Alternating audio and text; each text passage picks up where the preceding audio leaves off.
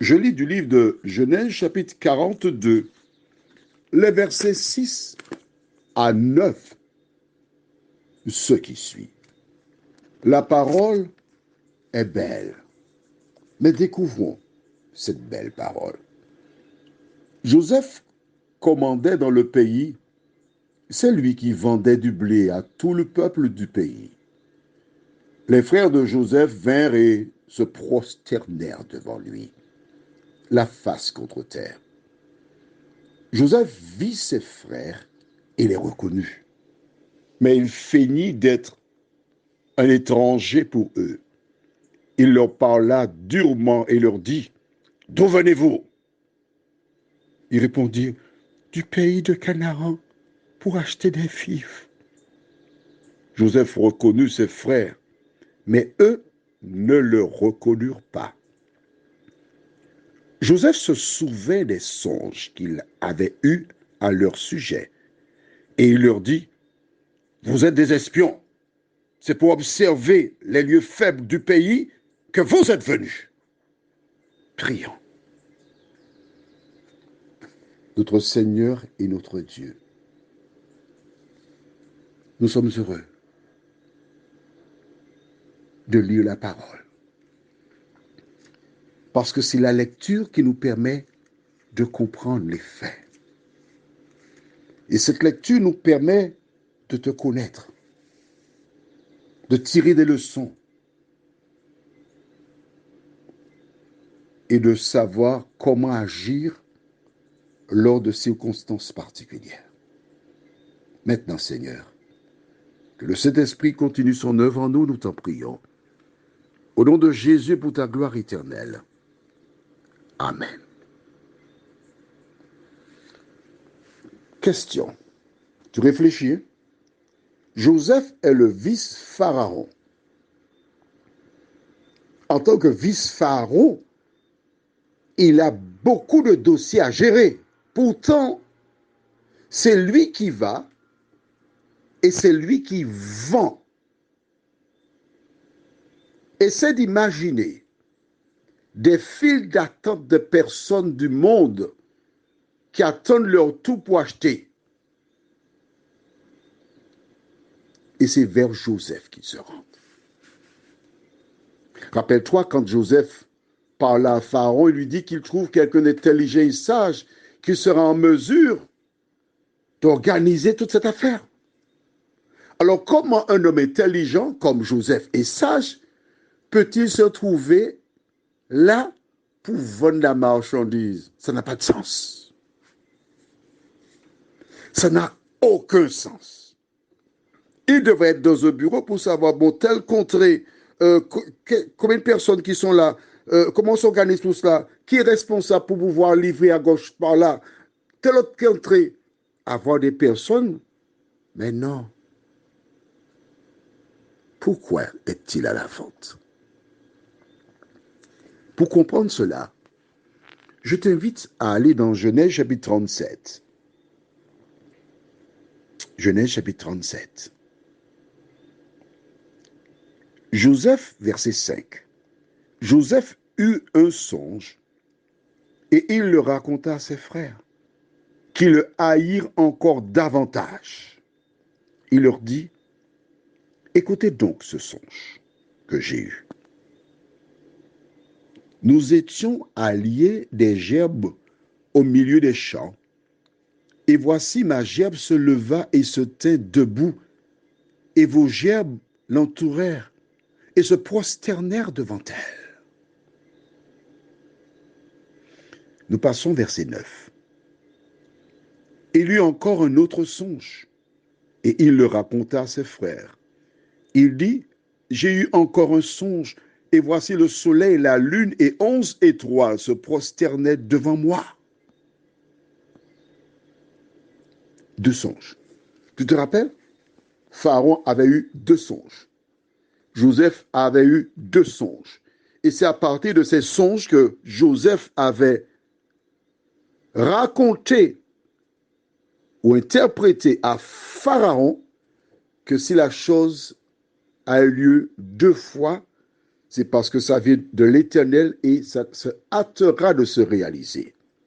Dans le cas de Joseph, cela s'est réalisé 13 ans plus tard. Rappelle-toi, il a eu les rêves, ses frères l'ont vendu et il a passé 13 ans en Égypte. C'est à l'âge de 30 ans qu'il est devenu vice-pharaon. À partir de 13 ans. Pourquoi? Parce qu'après les 13 ans, il y a eu les 7 années d'abondance, ce qui donne 20 ans. Et la famine a commencé. Donc, on ne sait pas si c'est 2 ans ou 3 ans après. Donc, ça fait plus de 20 ans. Mais lorsque Joseph donna l'explication des songes à Pharaon, il a compris les rêves qu'il avait eus. Pourquoi? Parce que le rêve, ou les 2 rêves de Pharaon indiquent qu'à un moment donné, il y aura une famine et des gens viendront acheter en Égypte. Et il a compris de manière claire et précise que c'est à ce moment-là que ses frères viendront en Égypte et que les 2 songes donnés par Dieu se réaliseront. Voilà pourquoi il n'était pas dans un bureau. Voilà pourquoi il n'était pas là en train de regarder ce qui se passe. Non, il devait être sur le terrain. C'est comme le médecin. Quand tu es médecin, il te faut être sur le terrain. Il te faut aller vers ceux qui sont malades, ceux qui sont estropiés, pour leur apporter la guérison. Et ceci dans tous les domaines. Et quand je dis dans tous les domaines, tu m'as compris. Dans tous les domaines. C'est pas par le téléphone qu'on peut. Non, il faut aller chez les gens. Alors Joseph est là. Rappelle-toi, il est vice-pharaon. Il n'est jamais monté voir son père. Parce que Dieu ne lui a pas dit d'aller. Alors il est à son poste. Il attend. Quel que soit ce que tu aies pu vivre, quelles que soient les injustices, je voudrais te citer encore ce verset de la Bible, Exode 14, verset 14. N'oublie pas ça. 14, 14. Exode. L'Éternel combattra pour vous et vous gardez le silence. L'Éternel avait permis que Joseph arrive en Égypte. Joseph vit chez Potiphar comment Dieu était avec lui. Joseph vit comment en prison Dieu était avec lui. Joseph vit comment Pharaon l'appela et que l'Éternel lui donna songe et la signification. N'oublie jamais que l'Éternel t'aime. N'oublie jamais que l'Éternel est avec toi. C'est ça la force. Et Joseph, il est en train de vendre. Il reconnaît ses frères qui ne le reconnaissent pas, qui se mettent à genoux, exactement comme dans le songe que l'Éternel lui a donné. Lorsque Dieu te dit quelque chose, sois certain que ça peut prendre du temps, mais ce qu'il dit arrivera toujours. Prions. Notre Seigneur et notre Dieu. Voici ceux qui ont vendu Joseph plus de probablement 24, 25 ans plus tôt se trouvent face à lui. Seigneur, nous sommes heureux parce que la Bible nous indique comment vivre, comment agir à l'endroit de ceux qui nous font du tort. Seigneur, ce soir, je te prie pour cette femme qui a été maltraitée par son époux, qui a été blessée, bafouée, qui est devenue handicapée peut-être, et qui nourrit de la haine à l'endroit de cet individu.